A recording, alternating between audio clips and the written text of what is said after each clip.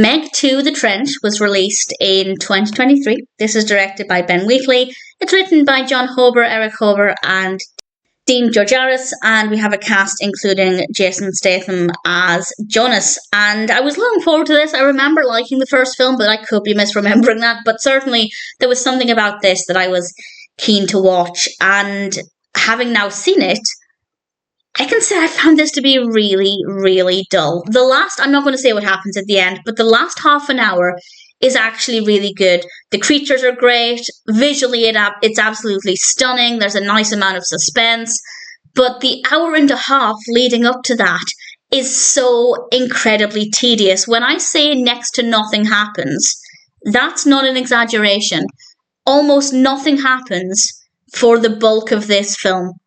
And unfortunately, that means it's almost unwatchable. This is about the sharks, and I don't want to say too much about the previous film, I won't spoil it, but we have the character of Jonas again, and his involvement here as we have a group of researchers who are exploring the ocean, and we have some sharks and other characters causing problems. There's a little bit more substance to it than that in terms of the narrative, but not really. And as I said, for an hour and a half, basically nothing happens. And it's just very, very boring. So in general, I can't really recommend this. I don't think it has anything good to offer. Visually, it's okay towards the end. The characters are well enough written, but I wouldn't say any of them are interesting.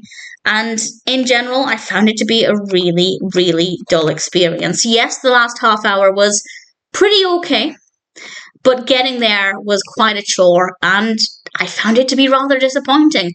Do I recommend it?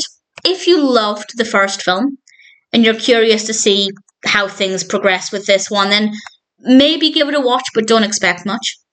If you didn't like the first film, I'd say absolutely not. It's not a great film, and I don't think you'll be missing out on much if you decide not to check it out.